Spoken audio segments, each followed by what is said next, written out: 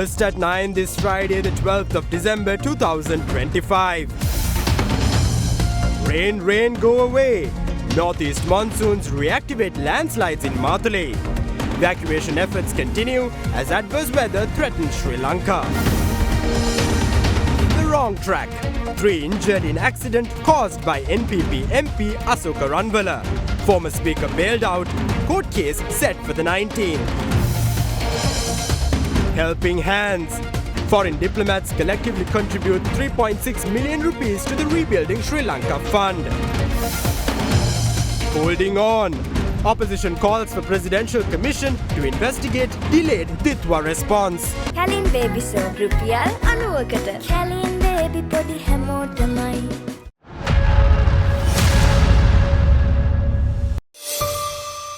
This is Derana First at 9. Live from Studio 24 in Colombo. Good evening and welcome to First at 9 on the Derana News channel. I'm Aditya Singha joining you live with the latest in Sri Lanka and around the world. Brought to you by the only Sri Lankan media network to rise to the pinnacle across all media platforms. Recognized as the best by every survey and beloved by the people. Now in your top story tonight, Sri Lanka continues to reel in the aftermath of Cyclone Dwa. Evacuations and rescue operations continue in landslide-threatened and affected areas, while reconstruction efforts are underway in Nuwara, Mullaitivu and Peradeniya.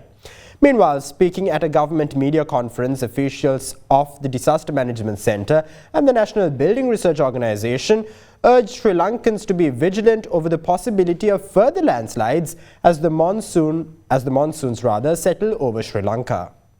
Sri Lankans remain devastated by the after effects of Cyclone Dwa. As search and rescue operations continue island-wide, the authorities yesterday recovered the remains of 2 in Pangirimanawa, Alkaduwa, where 5 houses were swept away by the erosion of the Pudukattuwa Hills in Hunnaskiriya. Despite brave efforts by rescue teams, 5 others still remain missing under the rubble. As landslides continue to rock Matale, endangering lives and property, prompt measures were taken to evacuate 130 families residing at the Dotala estate in Alkaduwa. Similarly, 8 families in Dehivinna, Atampitiya were evacuated over landslide concerns. Meanwhile, several fractures were observed along a single line of the Badula-Norelia main road. To mitigate any further damage and to ensure commuter safety, the fractured lane was declared out of bound for traffic. Sri Lanka's railway network too sustained severe damage in the wake of Cyclone Dwa. The railway department's maintenance unit commenced repairs on Peradeniya's Black Bridge, a vital piece of transport infrastructure wrecked by incessant rains and subsequent floods. Meanwhile, the Sri Lanka Army Corps of Engineers continues to restore the Nairu Bridge of Mullaitivu, which was swept away by devastating currents. Off the back of these easing weather, reconstruction commenced in Ramboda, Katukitula, Ganadiyala and Labukale along the Kandy to Nuwara main road.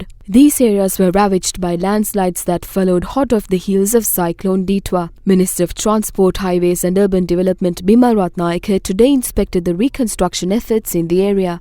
After we receive the NBRO reports, we will reconstruct all roads in a much better manner. Japanese geologists and experts visited these areas and conducted special investigations. To implement the most optimal solutions at certain affected sites, we might need to take about a year or 2. That is because we need to erect huge safety walls and barriers. While doing so, we need to protect Nuwara's natural beauty. As the monsoons settle over Sri Lanka, the District Secretary of Nuwara urges motorists to not use any roads leading to Nuwara late at night. This advisory was issued by the District Secretary over the heightened risk of landslides in the area amid persistent downpours. The District Secretary's decision follows a very recent earth slip along the Katukitula stretch of the Gampala-Norelia main road. Off the back of these concerns, the National Building Research Organisation continues to caution against recreational excursions to landslide-prone areas. Yesterday, we received several calls inquiring if certain sites were safe to visit during the vacations. This is not the time to embark on such trips. The canals of the Ambevale irrigation project were also devastated by the recent landslides. Extending the government's efforts to reconstruct all landslide-affected utilities, reconstruction of the Ambevale irrigation canals commenced yesterday. Similarly, the authorities took steps to repair the Diokola irrigation canal in Uva Paranagama, which was clogged by landslide debris. Floods and landslides devastated a considerable amount of croplands across the country, pushing many farmers to desperation. Vegetable cultivations in Nagolla Kandekatiya and Palekanda within the Badula district were ravaged, particularly by landslides. Paddy farmers in the Gavapiya within the Ampara district complained that about 1,000 acres of paddy were completely inundated by floodwaters. Paddy farmers further complain of sand being deposited in paddy fields, impacting soil fertility and raising concern regarding future crop yields. Furthermore, the spillover of Tuhanada Loya within Ampara has devastated approximately 500 acres of paddy in southern Senagama. In other news concerning the delivery of aid post-Ditwa, the Divisional Secretary of Norelia has taken steps to disburse the 25,000 rupee disaster allowance to those affected within Norelia. Meanwhile, the Indian High Commissioner to Sri Lanka, Santosh Jha, visited the mobile hospital set up in Mahayangana. This mobile hospital was donated by the Indian government in the immediate aftermath of Cyclone Dwa striking Sri Lanka. In another high-profile visit to a disaster-struck area, Minister of Health and Mass Media Dr. Nalinda Jayatissa visited the flood-affected Shiloh District General Hospital. The Health Minister also inspected the Japanese mobile hospital set up in Shiloh. Shiloh's health infrastructure was the most affected of all health infrastructural facilities spread island-wide. The Japanese disaster relief team, including 31 members and 7 doctors, provided the necessary health care for local residents. The damage is critical. We will implement both temporary and permanent solutions.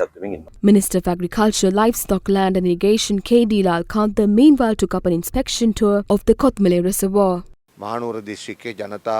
Misinformation regarding the Kothmale Dam has caused unnecessary panic among the people in Kandy. There are no fractures on the walls of the dam. However, a few ruptures were noticed on the mountain range behind this reservoir. This is a new development. NBRO officials must inspect this issue and share their opinion. There is no reason to panic over any concern relating to the dam or the reservoir.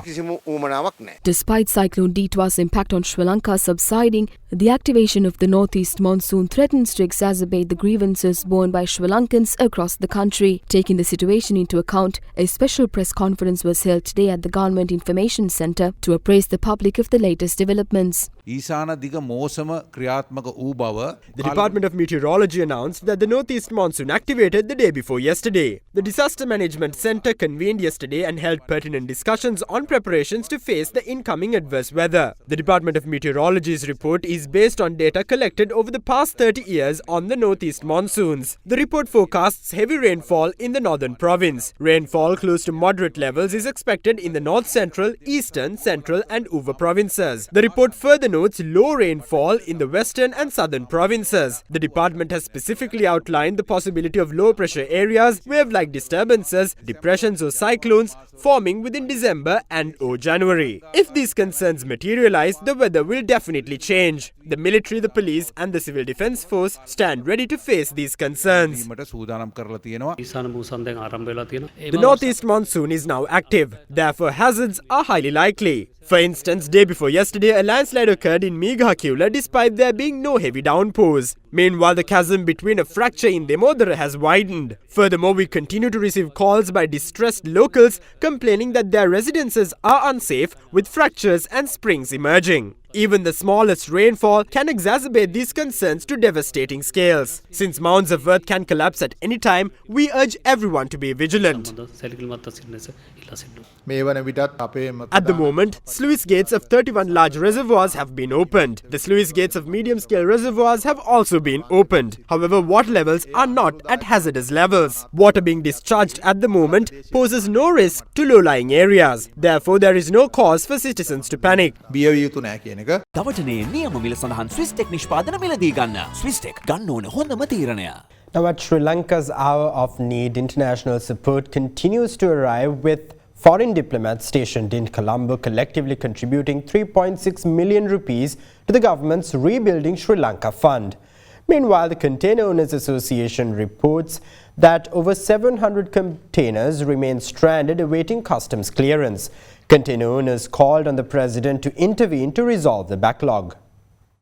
A group of diplomats in Colombo have collectively contributed 3.6 million rupees to the government's Rebuilding Sri Lanka Fund, established to assist those affected by Cyclone Dwa. The cheque was handed over yesterday to the Minister of Foreign Affairs, Foreign Employment and Tourism, Vijitha Herath, at the Ministry of Foreign Affairs. Meanwhile, the French ambassador to Sri Lanka, Rémy Lambert, reaffirmed France's commitment to supporting Sri Lanka's recovery efforts. During a meeting yesterday with the Minister of Labour and Deputy Minister of Finance and Planning, Dr. Anil Jayantha, the ambassador said France is prepared to extend assistance across multiple sectors to further strengthen bilateral cooperation. In a separate development, 13 metric tons of humanitarian aid from Pakistan arrived at the Katunaik International Airport yesterday. The consignment included 3,000 mosquito nets, 2,000 air mattresses, 1,000 bedsheets, and 100 additional mattresses. Deputy Minister of Defence, retired Major General Aruna Jayasekara, together with the committee appointed to oversee the coordination and distribution of foreign aid, conducted an inspection visit today to the Orugodawatta warehouse complex, where international donations managed by the National Disaster Relief Services Centre are currently stored. We have received and we continue to receive large quantities of donations. We have 2 warehouses here. The entire operation is centered around these 2 warehouses. Despite Cyclone Dwa's direct impact dwindling into a grim memory, its economic fallout continues to ail Sri Lanka. In a new development, the Container Owners Association complains of delays in the container clearance process administered by Sri Lanka Customs off the back of recent adverse weather that wrecked havoc island-wide. On account of the current disaster situation, a large amount of containers have been imported into the country. However, these imported containers have not been cleared by Sri Lanka Customs. More than 700 lorries hauling containers remain stranded at the port premises for about 4 to 5 days. We request the President to intervene in this matter and expedite the inauguration of the Kerawalapitiya Container Inspection Centre.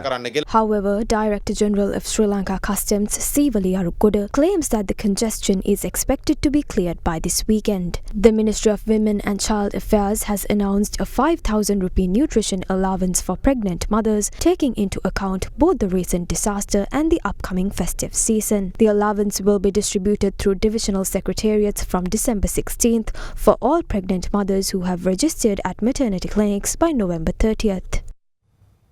Now, the Australian High Commission in Sri Lanka has highlighted a recent visit by Australia's Assistant Minister for Citizenship, Customs and Multicultural Affairs and International Education, Julian Hill, aimed at strengthening Australia-Sri Lanka relations across multiple sectors.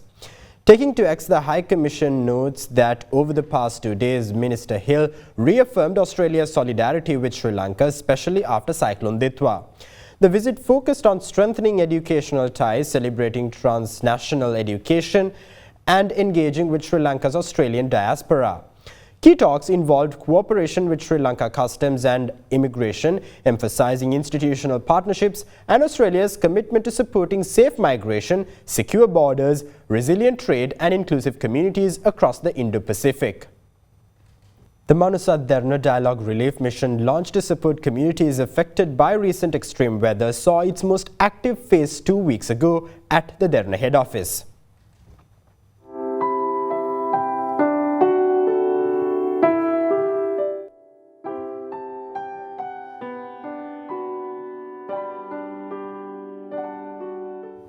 From the very outset, generous donors from across the island rallied around this national humanitarian effort. The operation successfully reached all affected provinces, including the north, east, central and southern regions. The Kalathura United Trade and Industrialists Association, the largest trade body in the district, strengthened this effort by donating goods worth 3 million rupees. As communities slowly return to normalcy, Manusa Derana Dialogue continues distributing aid until all contributions received at the Derana head office are fully delivered. Beginning today, Manusa Derana will also distribute school supplies, including books, to displaced children. Manusa Derana invites all donors to join this ongoing mission.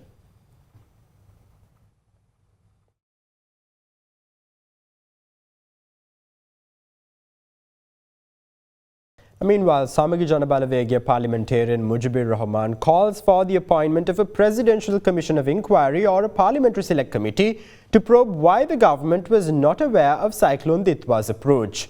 With that, here's a look at thoughts shared in the political sphere today on the ongoing relief efforts and the distribution of compensation in the wake of Cyclone Dwa. A group of representatives from the Samaki visited the Disaster Management Centre today. During the visit, SJB members inquired into the decisions taken by the DMC and other institutions regarding Cyclone Dwa since the 17th of November. The inquiry was made under the provisions of the Right to Information Act. The government reiterates that they were not aware of such a disaster. From November 11th to the 17th, the Director General of the Department of Meteorology repeatedly issued predictions of a cyclone and heavy rain in the coming days. Indian media reported that the Indian Meteorological Department had also informed Sri Lanka of the threat. International outlets, including the BBC, similarly reported these weather-related developments. If the government claims to have been unaware of the threat despite these warnings, a serious concern arises over their sensitivities. We challenge the government to appoint a presidential commission or a parliamentary select committee to investigate those responsible. Questions remain as to why the Director General of the Department of Meteorology has not been allowed to speak publicly and why the government is keeping him away from the public eye. The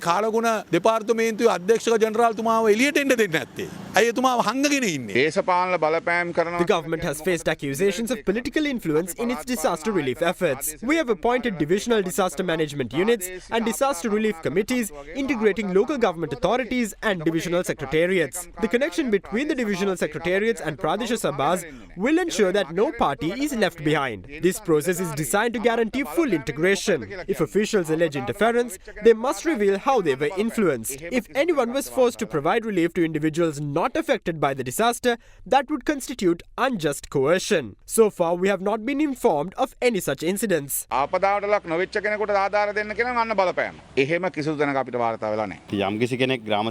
If someone attempts to take on the role of a Grama Niladhari, we must be mindful that at the end of the day, the responsibility lies with the Grama Niladharis themselves. I believe it is best if everyone focuses on fulfilling their own duties and responsibilities without overstepping institutional limits, especially at this time. The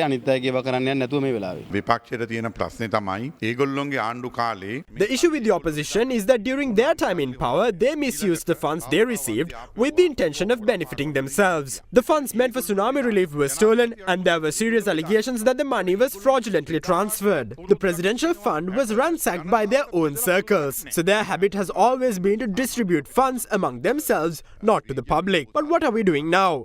We're distributing those funds directly to the people. The disbursement of funds by the government is being touted as some kind of magic, as if it is an unprecedented development. It almost seems like a wonder to those who have never experienced such support, and for them, we do have sympathy. I recall the devastating floods of 2003 and 2013, similar to the disaster we just witnessed. From an aerial perspective, the water was so high it submerged buildings up to the roof. The water levels were even higher than high-tension electricity poles. Those were challenging circumstances that were managed by the 8th president of this country. Now it is crucial that we take decisive actions to revive all industries reeling in the wake of this disaster. We take full responsibility for every rupee the government receives. To those officers who continue to operate in the same manner as previous administrations, we issue a clear warning that such behavior has no place under this government. To those who still engage in such practices, we want to make it clear that we are not afraid and that we will not hesitate to take legal action against them. If anyone has information of such actions, please send it to us along with the proof. Rest assured that we will take swift legal action without any hesitation. Now, opposition leader Sajith Premadasa emphasizes the need for all political parties and the opposition to work together to restore the deteriorating health situation across all areas affected by the recent cyclone. He made these remarks while taking part in the donation of medical equipment to the Maravilla Base Hospital under the SJB's HUSMA initiative. Under the HUSMA program of the Samaki a state-of-the-art hemodialysis machine valued at 4.6 million rupees was donated to the Maravilla Base Hospital today. The event was presided over by opposition leader Sajith Premadasa. All political parties have to unite to raise the general health standards in areas affected by Cyclone Dwa. Setting aside racial and religious differences, we must stand united as a nation for the people who have suffered from this disaster. We are also prepared to do so. our duty is to work for the country without any limits or borders. We fully accept that responsibility. During our discussions with ambassadors and representatives of foreign nations, we made requests on behalf of the people affected, keeping the nation's needs at the forefront. To rebuild our country after the devastation caused by the cyclone, we urgently need an international aid conference. I therefore call on the government to convene such a conference as soon as possible. Through this international aid conference, we are ready to fulfill our responsibility fully and responsibly as the opposition and without any hesitation for the sake of our country and people. ඉටු විය යුතු යුතුකම් සම්භාරය සීමා මායිම් බලන්නේ නැතුව අපි ඒ යුතුකම් ඉෂ්ට කරන්නට පිසූදානම්. 30% discount on Apico Foam and Spring mattresses available at Apico Supercenter and Apico Daily. Moosa Phoenix Nattal Fiesta November 13 සිට 16 දක්වා අනුරාධපුර ස්පොට්නික් ක්‍රීඩා පිටියේදී.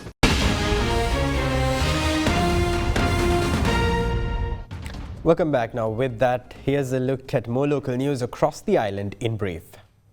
Co-founder of Right for Sloan, David Rasaya, presented a cheque for 11.9 million rupees to Right Reverend Padmata Ayalan, Bishop of the Jaffna Diocese of the Church of South India. The funds raised during the 2024 Right for Sloan charity ride will be allocated to the development of Green Memorial Hospital in Manipai, Jaffna. Meanwhile, a Sri Lankan passenger was arrested by the Katunayaka Airport Police Narcotics Bureau for attempting to smuggle foreign-made cigarettes worth 4.2 million rupees into the country from Dubai. In other local news, an SLTB bus travelling from Badulla to Anuradhapura suffered a brake failure at the Dunghinda waterfall entrance. The driver, upon noticing the issue, had brought the bus to a halt by diverting it towards an earthen embankment, preventing any injuries. The bus carried 15 passengers at the time of the incident.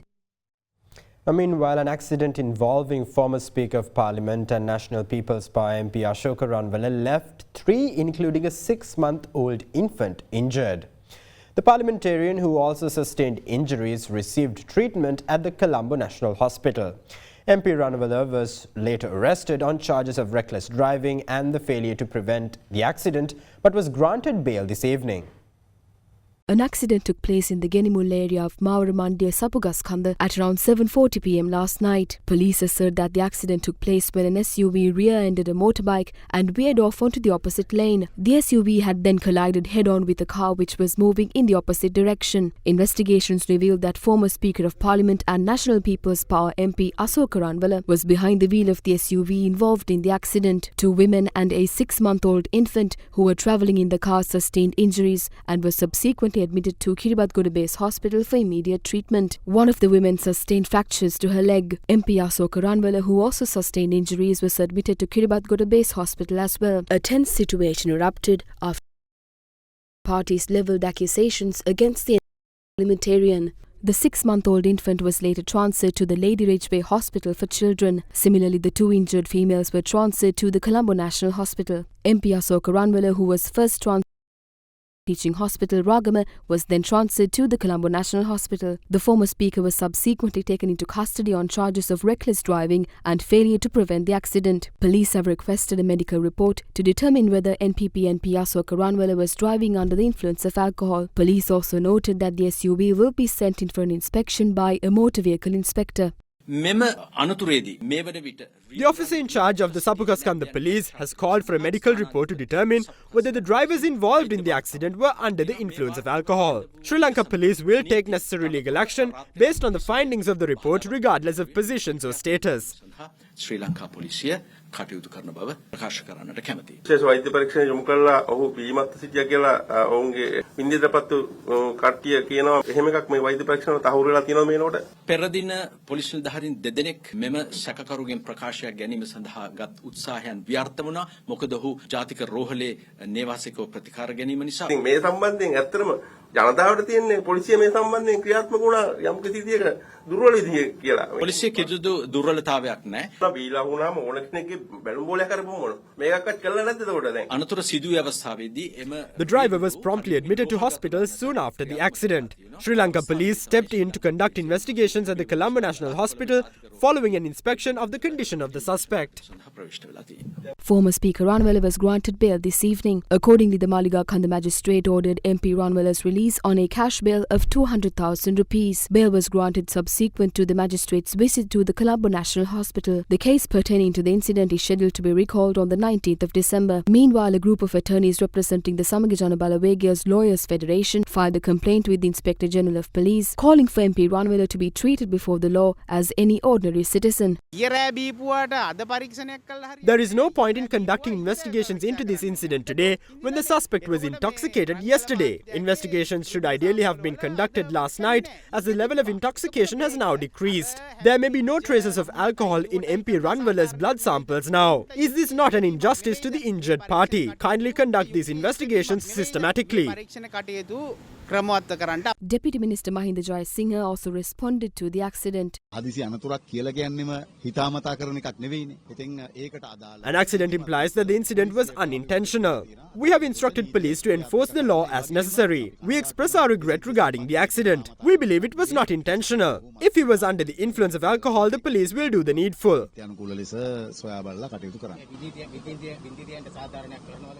Definitely. We will initiate efforts to make sure the victims, including the infant, receive justice.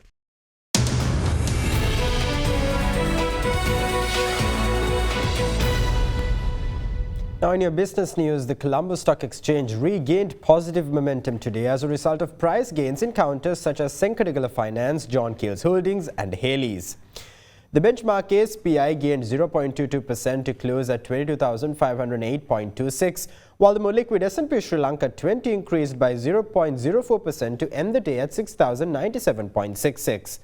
Market turnover was 3 billion rupees. Foreign participation in market activity remained at subdued levels, with foreigners closing as net sellers offloading shares worth 65 million rupees. And now here's a look at today's foreign exchange rates.